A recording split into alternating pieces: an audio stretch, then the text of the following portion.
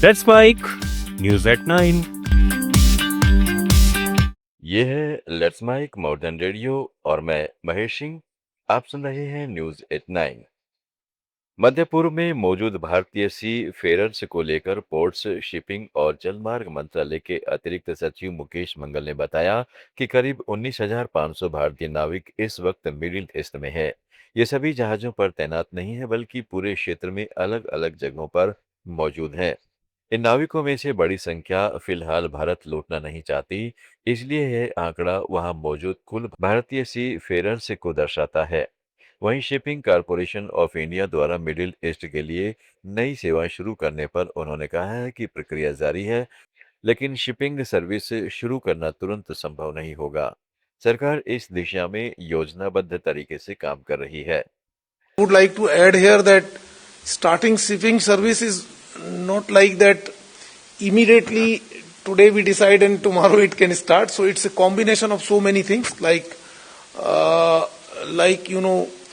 cargo, getting cargo, then transporting NOVC agencies are there, then arranging berthing on that side, Middle East side of the port, and then transport of cargo from that port to hinterland of the different countries. So, but of course, government is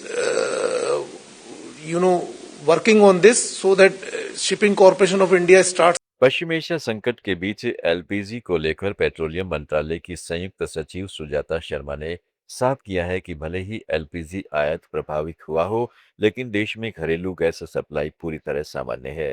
किसी भी distributor पर gas खत्म होने की शिकायत नहीं मिली है। वहीं ऑनलाइन बुकिंग और सिलेंडर डिलीवरी अपने ऑल टाइम हाई पर पहुंच गई है।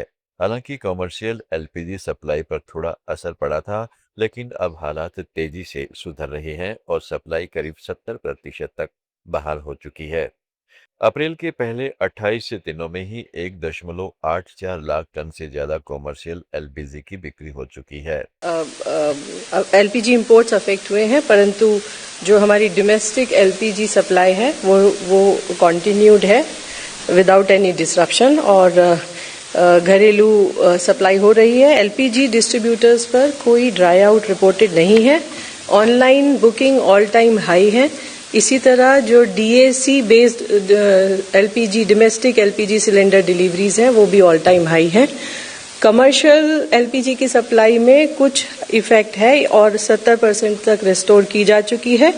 अप्रैल के महीने में पिछले 28 दिन में अब तक 1,84,000 टन से अधिक कमर्शियल एलपीजी की सेल हुई है और कल भी 8,838 टन। मई 2026 में भारत पाकिस्तान तनाव के बीच चीन ने बड़ा आर्थिक फायदा उठाया है।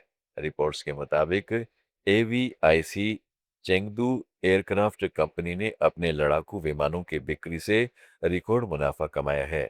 पाकिस्तान ने इस तनाव के दौरान चेंगदू J-10C और JF-17 थंडर का इस्तेमाल किया। पाकिस्तान ने दावा किया है कि उसने PL-15 मिसाइल से भारत के डोसाल्ट राफेल को मार गिराया। हालांकि इसका कोई ठोस सबूत सामने नहीं आया। इसी बीच कंपनी ने 2025 में 75 अरब युआन से ज्यादा का राजस्व और 3.4 अरब युआन का मुनाफा दर्ज किया। पहली तिमाही में बिक्री में करीब 80% की बढ़ोतरी भी देखी गई।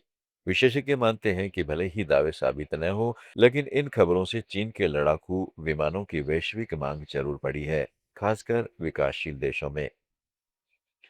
ऑस्ट्रेलिया ने अवैध प्रवासियों के खिलाफ कार्रवाई तेज करते हुए 15 भारतीयों को डिपोर्ट किया है। इनमें पंजाब के 11, तेलंगाना के 2 और हरियाणा व उत्तराखंड के एक लोग शामिल हैं।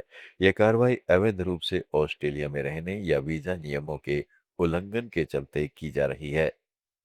बांग्लादेश में फरवरी के चुनाव के बाद तारिक रहमान के नेतृत्व वाली बीएनपी सरकार बनने के साथ दिल्ली ढाका संबंधों में हालिया हफ्तों में सुधार देखा जा रहा है।